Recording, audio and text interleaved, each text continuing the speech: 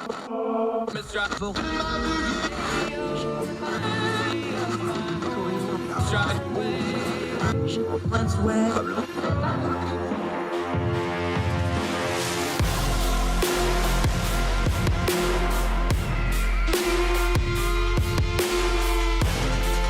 your host, Andrew Donaldson. This is Heard Tell. It's Twice on Sunday. This is Heard Tell Show's recap of the week that was. I'm Andrew Donaldson. Thank you so much for joining us wherever you and yours are. We hope you're well, whether you're across the street or around the world. 5 great interviews this week. Very proud to bring you all of them. We're going to kick it off with Kerr Nuthi. She joined us and talked a little internet regulation. She has studied and lived both overseas and in the States. So we discussed that. We compare and contrast Europe, the EU, and England since breakfast, how they innovate, how they don't innovate, and how they regulate, how America innovates and regulates the internet and high tech, and how those things go together. Kerr Nuthi on the Heard Tell program right now. I was shocked about this when you were writing about this. You had this stat, and this blew me away. Spotify is the only top 30 tech company based in the EU. That can't be true. I mean, that just doesn't even sound right, does it? It doesn't. And it's really interesting considering that like the startup and scale up culture of Europe and the United Kingdom post-Brexit are both ramping up. It just seems off that it's just Spotify by market capitalization.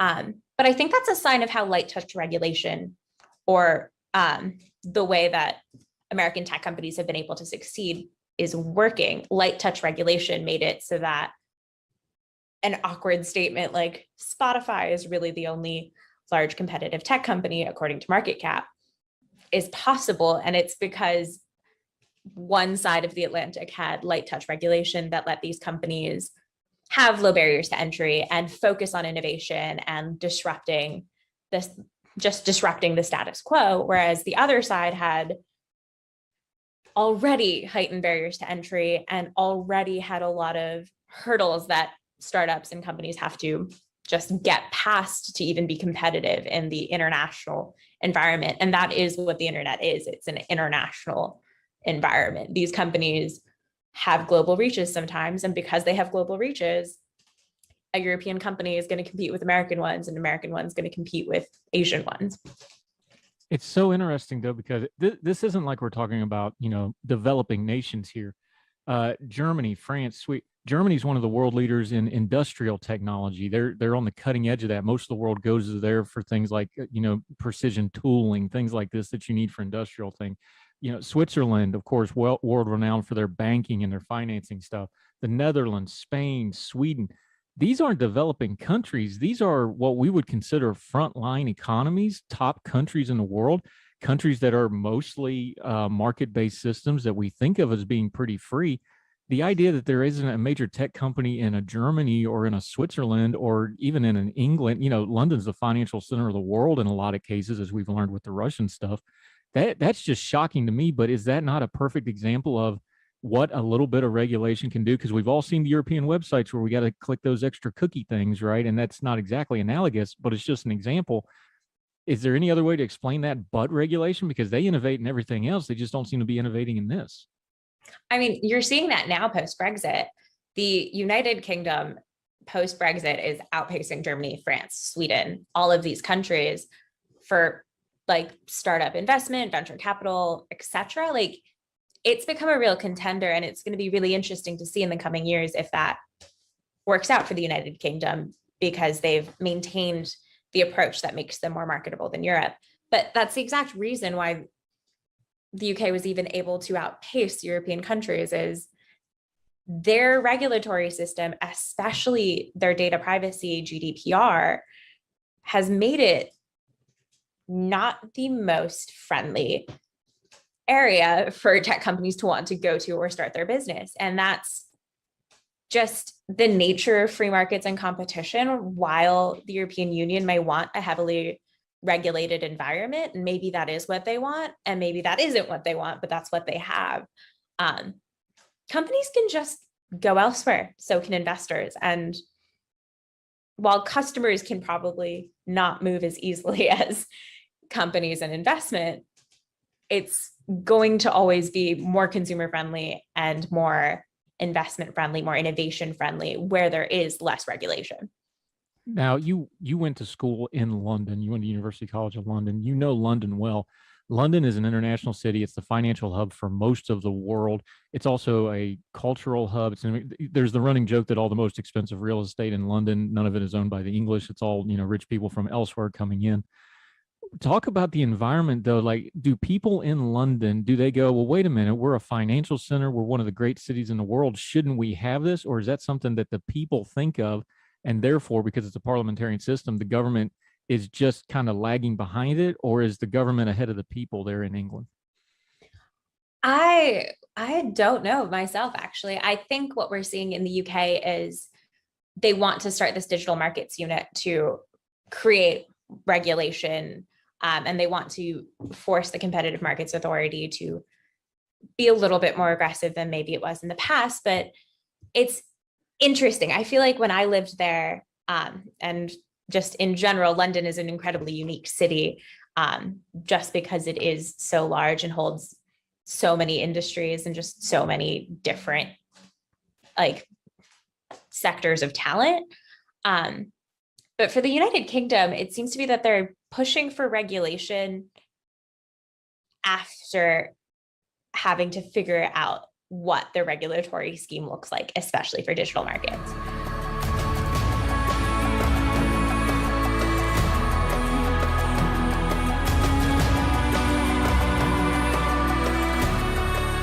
Welcome back to Twice on Sunday, Heard Tell's recap show. One of our favorites, we have her on all the time, our historian friend from over in England, Sarah Stook, writing in electionsdaily.com, our good friends over there.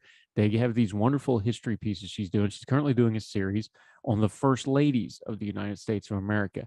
Fascinating stuff, an interesting way to look at our presidents, as we talked about with her. The fact this kind of normalizes them. We tend to kind of think about the marble busts and the statues and the mythology and the history of these presidents. Well, looking at it through the lens of the first ladies, you kind of get an interpersonal relationship of it. These were people. They had to interact with each other. And these are remarkable women who had a great effect on the history of our country. Some surprising facts you may or may not know about, some things that may or may not have changed the course of the history of the whole country, like we talk about in this clip right here. Sarah Stook, one of our favorites, talking about the first ladies of the United States of America right now. I found, when you wrote about it, a president we don't talk about a whole lot, Rutherford B. Hayes, his wife, Lucy. We talk about, nowadays we use the term activist a lot. She really was an activist in a lot of cases. And then she had to kind of adapt herself to the politics of the day and the White House. And she still seemed to have a very strong relationship with her husband. Talk about Lucy Hayes a little bit. Yeah, everyone just mocks her as Lemonade Lucy, who, didn't allow wine at the White House, etc. I mean, we've still had two two-toler presidents. Trump didn't. He saw his brother die from alcoholism. Bush suffered from alcoholism and now doesn't drink.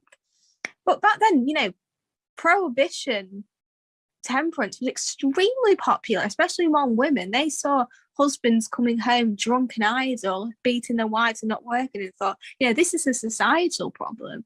And she was far from the only one. And she was extremely intelligent. First lady to go to college. She was extremely intelligent, so much so that Rutherford B. Hayes was both admired her and was a bit scared of her for being so intelligent. She probably would have got supported women's suffrage if she'd lived longer or been in a different time period. She wasn't absolutely perfect on race, but she definitely was very strongly abolitionist and spoke out for civil rights. She was a pretty remarkable lady who's just gone down to, she didn't like to drink.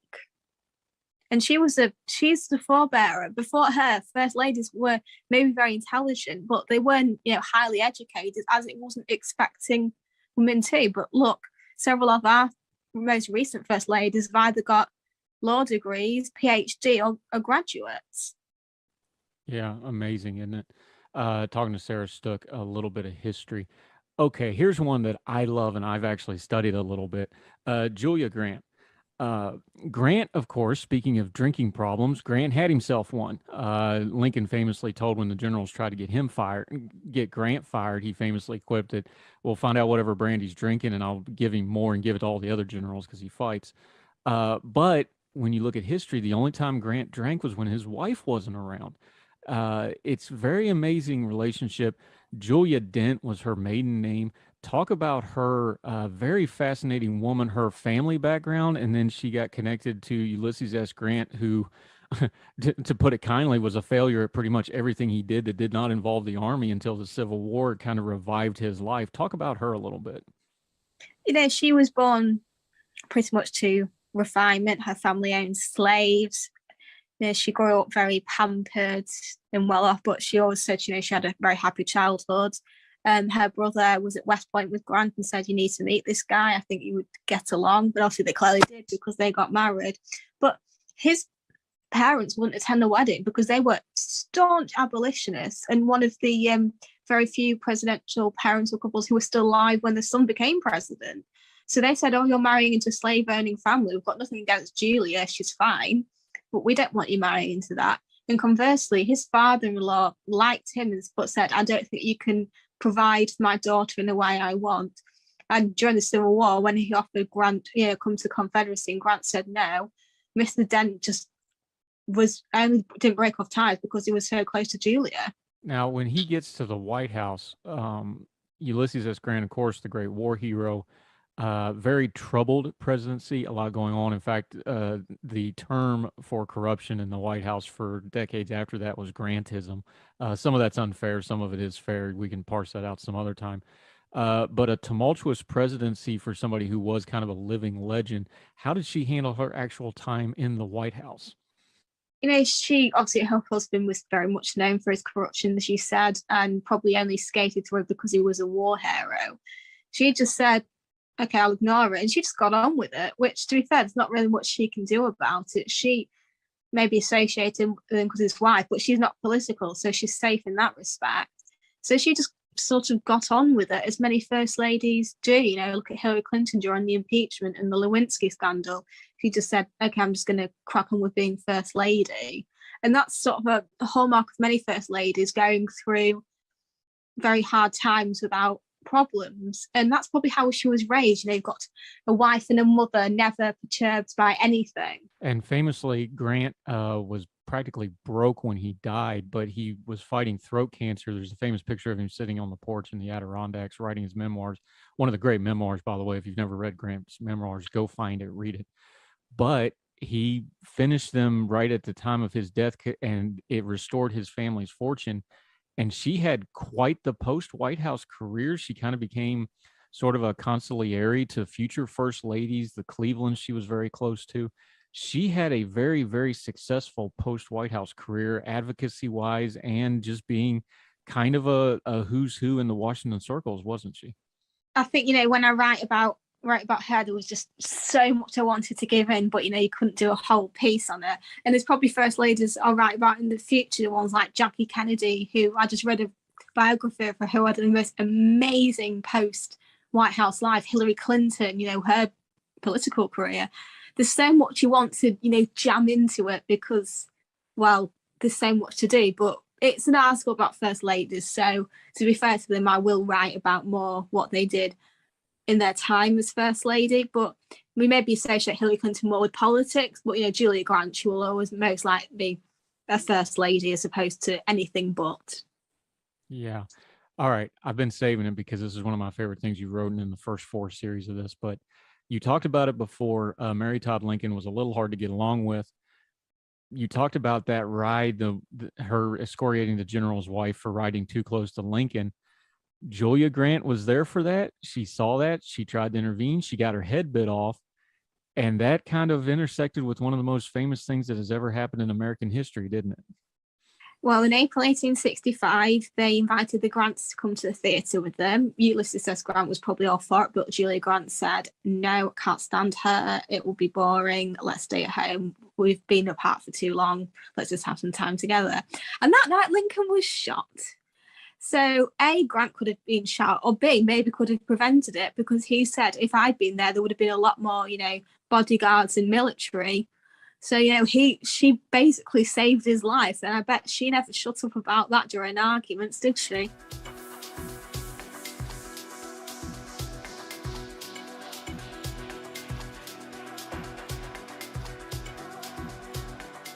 Welcome back to Twice on Sunday, Heard Tell's recap show. Very, very proud of this interview. We talk about turning down the noise. We talk about actively listening to all sides and then making decisions. We're going to talk, not yell. We're not just going to chase buzzwords. We're very proud of this interview. West Virginia delegate Danielle Walker joined us. We were so thrilled to get her and to have this conversation with her. We talk about some really tough issues. She was very gracious in her time. She talked through those tough issues. If you've never heard somebody out on issues like CRT, like the Crown Act, like race, like discrimination, and you've only heard the buzzwords online from your own side, this is an interview you need to listen to in its entirety. We actively listen, we talk, we ask some very tough questions, some very direct questions. She answered them all. Very humble and grateful for her time. Please seek out this entire interview, but especially this clip. Powerful stuff. It gets emotional, it gets real, and it's something that we don't see enough in our media of people just talking to each other. So a great grown folk talk with West Virginia delegate Danielle Walker right now on Heard Tell. A tough topic, we'll just touch on it briefly though, but education's been a lot of people's mind. There was an education bill that went forward in West Virginia. Let's call it what it is. It's dead identical to about 20 other states, because these are all kind of coming from the same places. The CRT debate got flopped over top of the whole thing because that's the buzzword one, and that's the one that gets fundraising, and that's the one that gets attention. Let's do this like we did the hair thing though. Put it on a personal level though, because for folks that don't know, in the state of West Virginia, every eighth grader, including me, including everybody else that was in eighth grade, you have to take a semester of West Virginia history. All right. Love it. It's called the Golden Horseshoe. I was robbed in 92, but let's not get into that. When you deal with history, when I took West Virginia history, there just wasn't a lot. The Hidden Figures thing I didn't know about, even though I grew up an hour from there. The Hawks Nest Tunnel disaster, I bet a lot of people don't know about that. Hundreds and hundreds of Black men from the South purposely recruited without families that died on that mountain. The mines were the same way in a lot of cases back in the days, places like Welch down in the coal fields. Some of it's dark, but it's a very rich history that doesn't get taught. But because they're legislating on the bill, and I'm just going to put it this way, part of my problem with the CRT legislation is legislation has to be black and white, and these folks can't even define what CRT is, pro and con. You're writing bills now where I think you're going to have a big problem teaching much of anything. Is that how it landed with you too? Because you have a perspective that I don't have. You tell me, how should we be addressing these issues? Because I know for a fact, because I grew up in West Virginia and I came through West Virginian schools, they don't teach this stuff. And I doubt it's gotten a whole lot better. How do we make it better without having this nebulous legislation that's just going to kind of muddle the water on everything at best and harm things at worst? The best way that we can go through this is to lean on the professionals that are in the classroom, and that is our educators. And our educators have master's degrees and doctorates in the classroom. There is always an open line of communication. My family moved here in 2010. My oldest son, my late son, was an eighth grader. All of us learned that eighth grade history. What we did not learn was Katherine Johnson, Carter G. Woodson, the father of Black History Month. Never came across that. We didn't learn about Booker T. Washington, Harper's Ferry. We did not know of the many festivals. We hadn't heard about the Osage community that's right here in Monongalia County. And so why do we want history to remain hidden? And what is that going to really do for the students of West Virginia? Presentation without presence is powerless. And we are all power. Now, when we speak about certain things of migration and immigration and slave trade and civil rights, even to modern day, and we speak about lynching, you can't forget about Emmett Till. And I do my due diligence, especially doing Black History Month, is to pick up, I just didn't pick up any Black history. I chose West Virginia Black history for a reason. And to have my friend, my colleague, a Republican from the Charleston area, Delegate Pack, says, I learn something every time you post something. And it's on Twitter. So it's just 1-2 sentences, that's it. He said, and I've lived here all my life. I'm gonna go back and take a ride through Charleston again. If we can start being open-minded, I don't want you to feel anything, but I don't want you to disregard the generational trauma.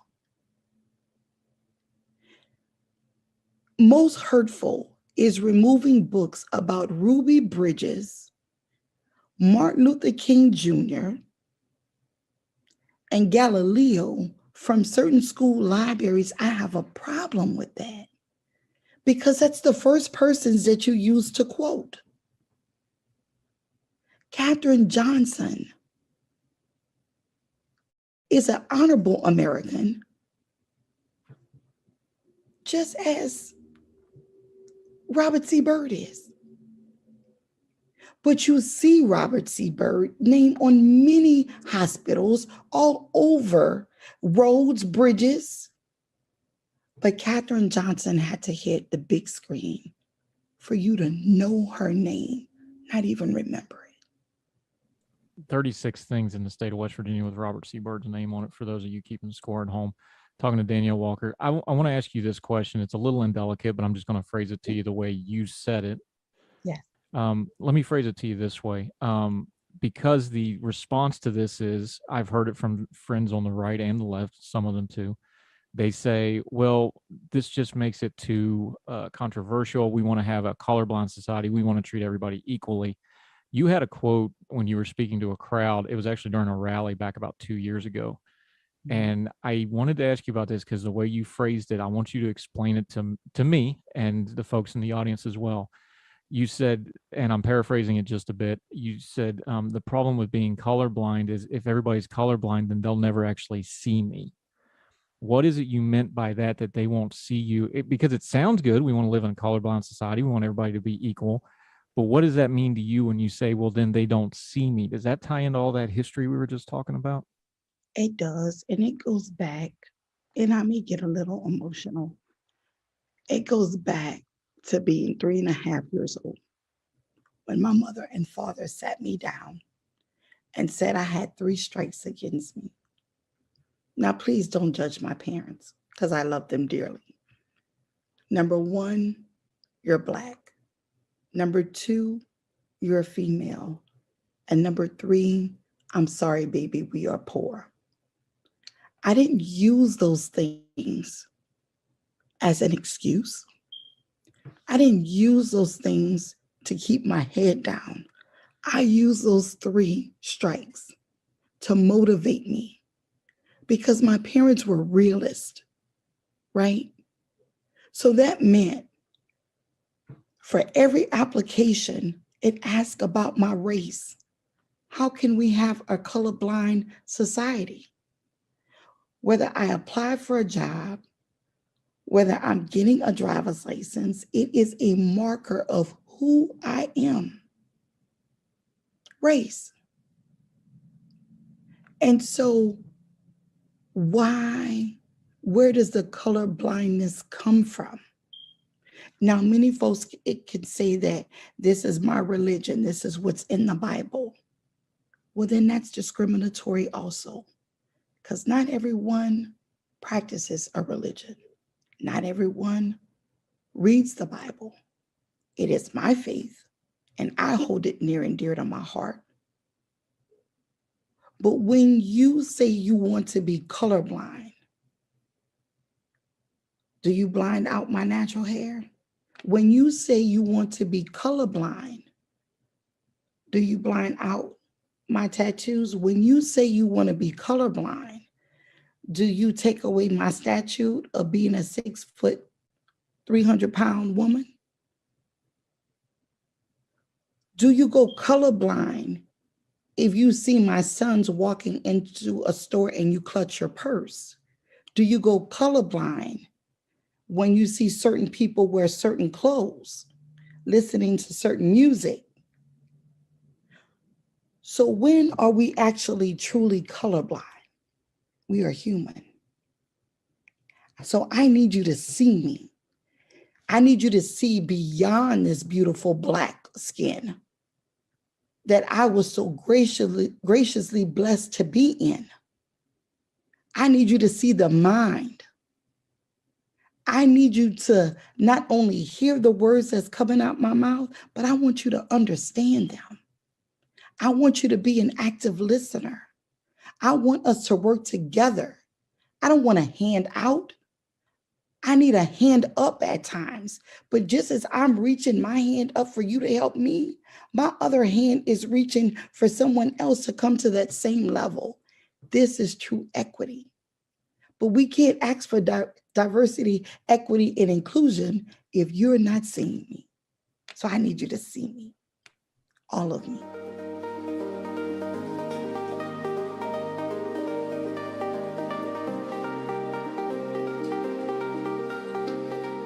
Welcome back to Heard Tell. I'm Andrew Donaldson.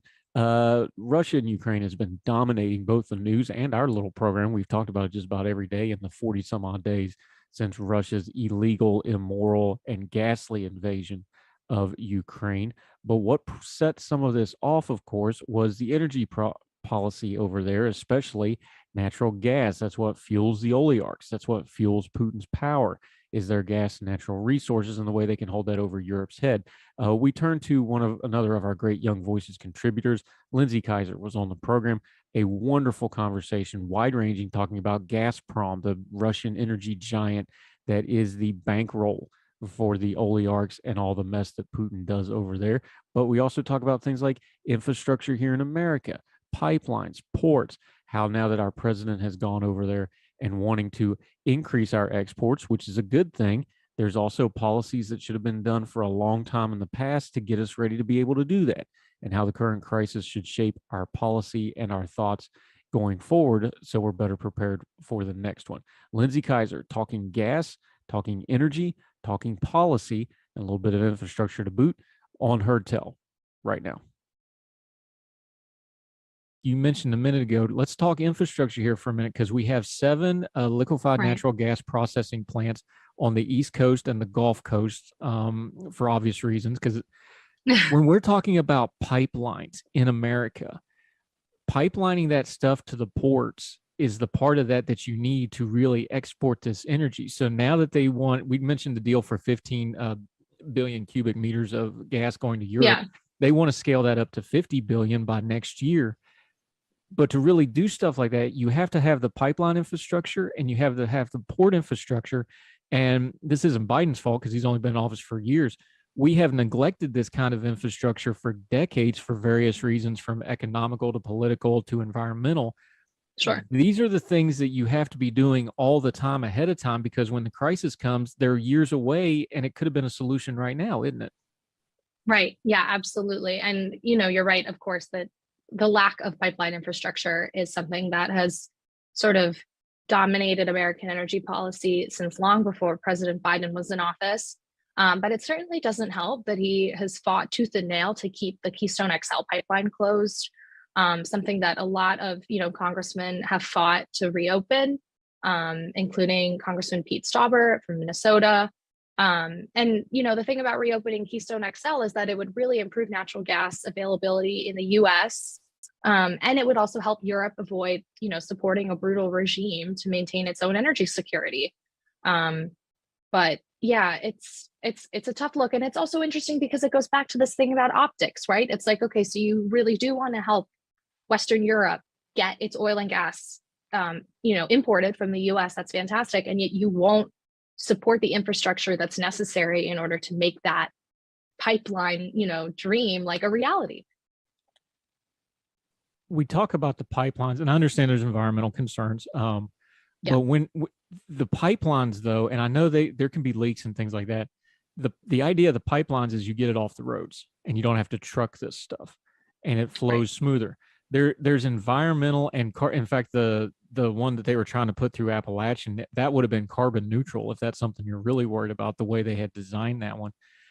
It is more environmentally friendly. At some point, perfect becomes the enemy of the good on the environmental stuff on this stuff with the pipelines. And I'm look, they just tried to they're putting one through West Virginia right now. There's parts of West Virginia I don't want a pipeline through because, you know, I'm literally where I grew up. They got my hometown right now. They got them just stacked up, all the pipeline stuff. I get all that. But then the opposite side of that is we live in a globally unified world now. And yes, when Russia invades Ukraine, now we're going to pay for it because we didn't have our up. Where do you think we find that balance? Because I don't want to blow it off because there's legitimate environmental concerns with pipelines. There's economical concerns with pipelines. But there's also this alternative of if you make yourself dependent on bad people, at some point it is going to burn you. At some point, we got to make some compromises here somewhere, don't we? Absolutely. And I think, you know, one funny thing that something you mentioned reminded me of is that President Biden has gone on to meet with, I believe it's Saudi officials and other officials in Middle Eastern countries about securing more oil and natural gas resources.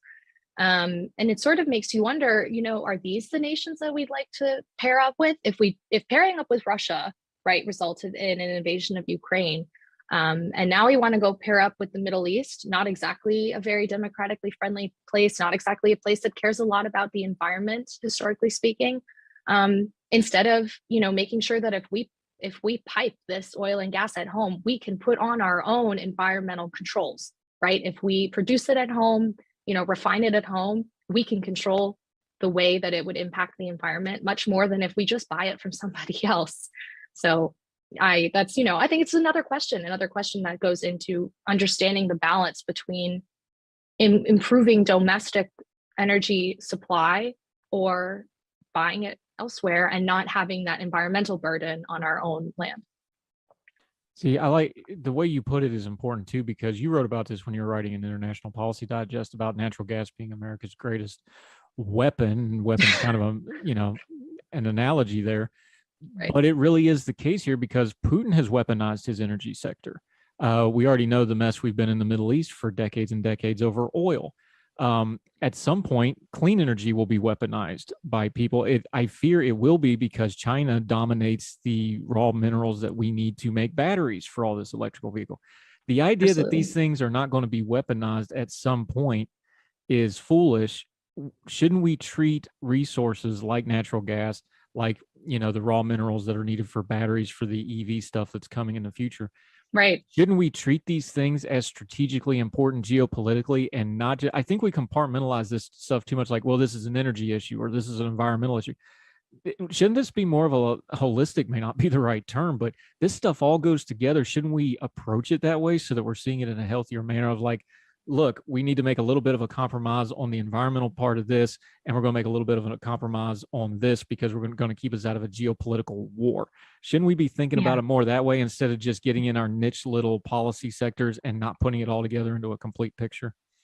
Absolutely. Absolutely, Andrew. And it's funny, I don't think anything has made that more clear than the Russian invasion of Ukraine, that we are seeing reflected in prices for energy, you know, to heat our homes and gasoline to power our cars. I think the fact that this is a geopolitical issue is you know, reflected in those higher prices that Americans are paying every single day. Even though we have not sent any troops to Ukraine, we have sent limited military weaponry to Ukraine, if that, and we've sent maybe humanitarian aid. That's about it. And the president said, you know, we aren't going to get fully involved, and yet it feels like everyone's fully involved in this crisis, just given, you know, the skyrocketing inflation and higher prices for energy at home and for our cars. So yeah, I think it's more evident now than ever that energy, you know, and whether it's clean, nuclear, you know, oil, gas, even coal, it's a geopolitical issue. It's not just an environmental issue or an energy, you know, only issue. We've talked about the big picture, and let's take this down to the people level, the personal level. Something that I'm concerned about, and a lot of other people are, this looks like it's going to be a long war, especially with the redeployment that the Russians they're not retreating, they're redeployment, folks. Don't let anybody tell you different. This is going to be a long war. Again, this is 40% of the energy that, especially the natural gas, that Europe needs.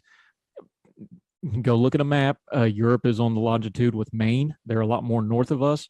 Winter is a big deal in Europe. Not to go Game of Thrones, but winter is coming. I know it's, April, but we're going to get into May, June, July, and all of a sudden you're into winter. This is going to really, one of the reasons they announced this deal with President Biden is they're trying to get this stuff online this summer because they're looking at the metrics. They're looking at the supplies. They're looking at the price of this stuff, and they're seeing winter coming. Talk about the human aspect of this, because when we're talking big policy, sometimes we lose that. This is how people heat their homes. This is how people cook their food, especially in Europe, which is gas dominant still. Talk about that part of it, because that's what's going to be the headlines in August, September, October, when the panic sets in if we don't do something now to try to fix this, right? Absolutely. Yeah. And it's, I feel like I'm in a place of luxury to sit here and complain about higher gas prices and higher energy prices, but at least we still have it. It's still being pumped into, the gas stations and pumped into our homes. But there are a lot of people in Ukraine and in the surrounding Central European regions that can't say the same, and certainly won't be able to say the same in the winter if the US doesn't increase its exports, and if we can't get this situation, well, maybe it's not our problem, but if someone can't get this situation in Ukraine under control. And I think, there's another aspect of natural gas that we haven't touched on yet, Andrew, which is that it's used to make fertilizer in a lot of instances, which of course helps grow crops. And we are currently in the US already experiencing a bit of a food shortage and higher food prices. And then globally, without having natural gas to make fertilizer, you simply just cannot grow food. And so while we may see it as higher prices in the grocery store, there are a lot of countries that rely on food exports from the US, from Russia, and from a lot of Western European nations, especially, those in like sub-Saharan Africa, that simply just will not have food if we continue to see this shutdown and lack of supply of natural gas.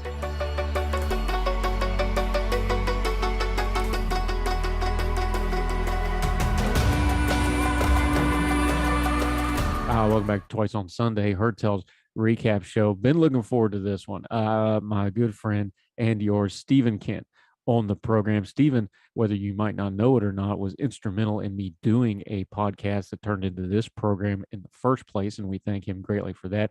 Longtime runner of Young Voices. He's now moved on to other things, but one of those other things was he wrote a book, How the Force Can Fix the World.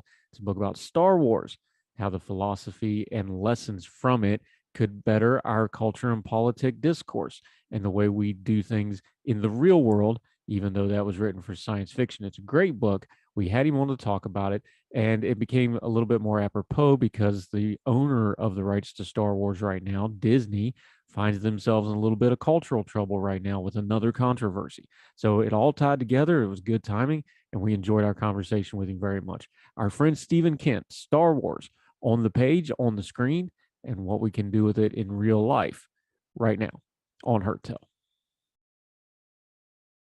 Stephen Kent joining us. You talked about this on your Substack. It's called This Is the Way. That's a Mandalorian reference for those of you from Logan.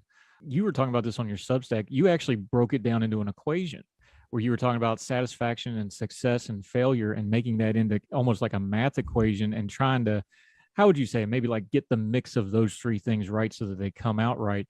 It kind of goes into that tradition, though, isn't it? It's like, well, if you know what satisfies you and you have a set of what a success is, and then you know what a failure is because you didn't reach your success, that kind of gives you a, what do you want to call it, a balance point or a mooring point or a touch point or a GPS point to know where you're at.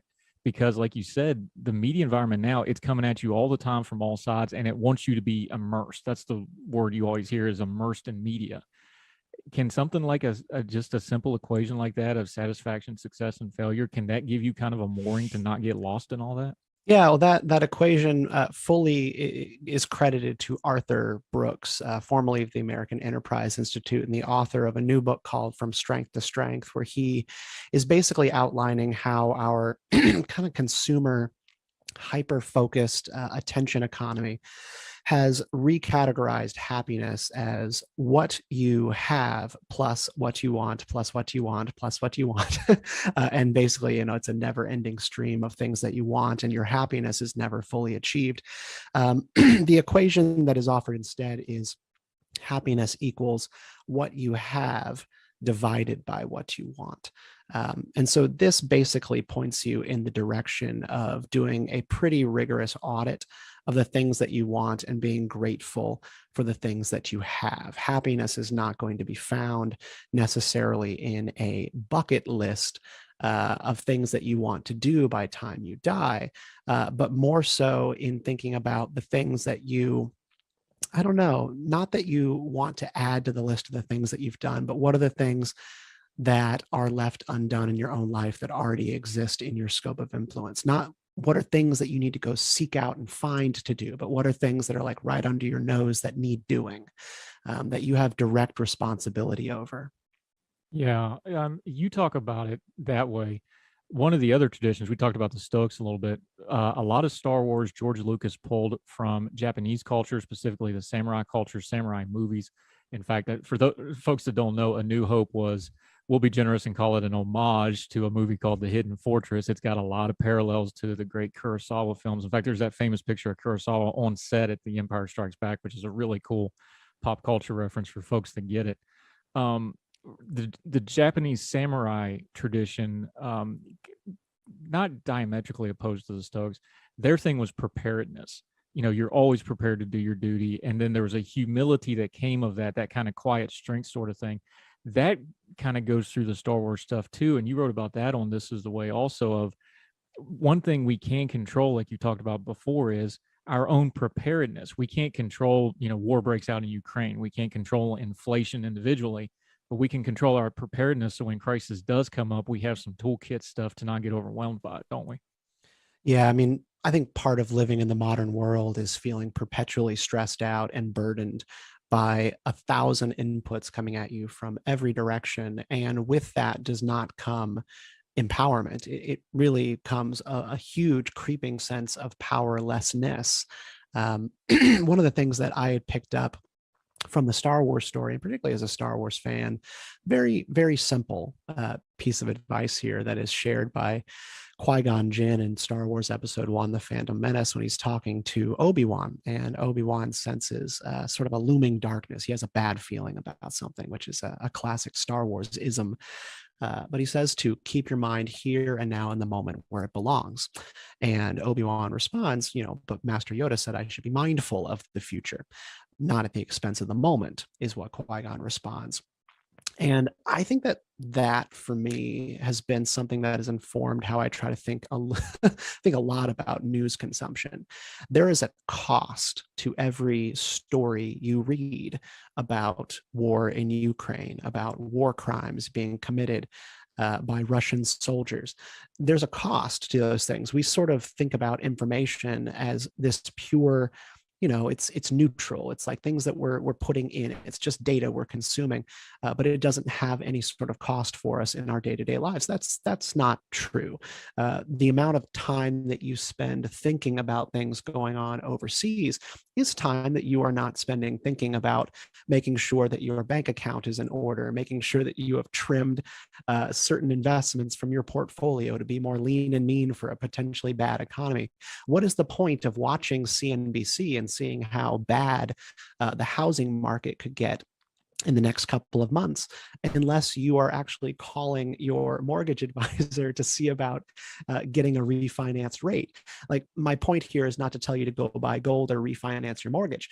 It is just to say that there is not a neutral cost to inputting a ton of information about things going on around the world. You need to focus on the things that are actionable, and the things that are not lending to you having a better life, they are actually excess and indulgence, and they need to be trimmed from your diet.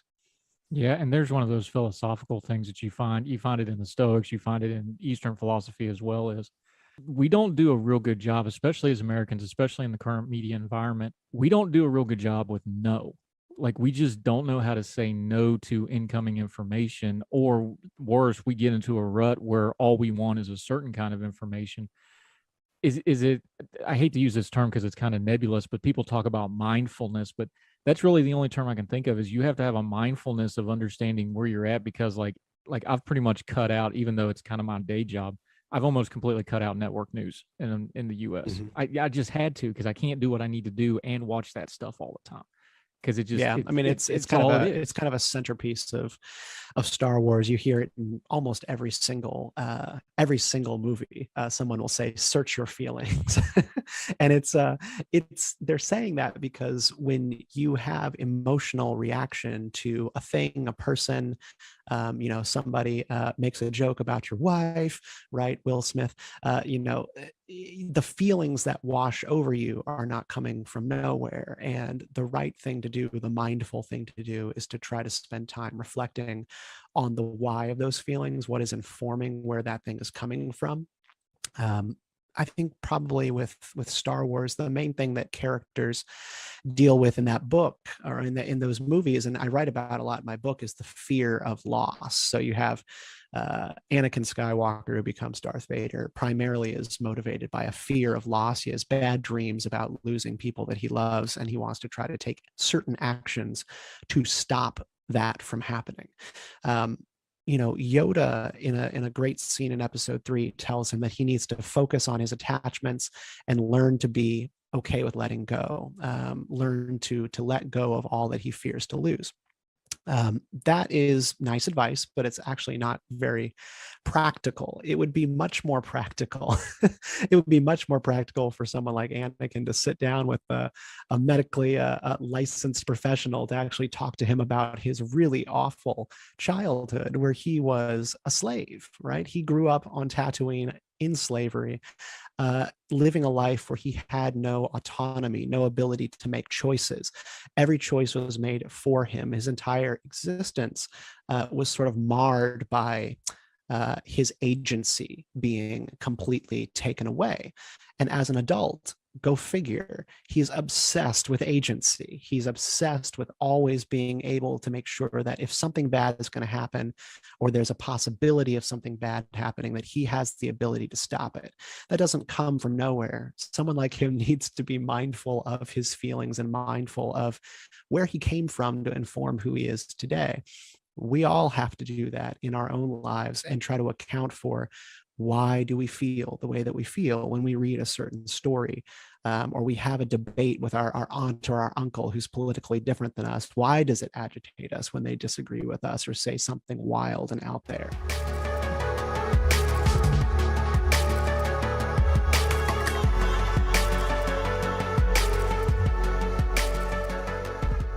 That'll do it for this edition of Twice on Sunday, our recap show. Remember, if you subscribe, it's free.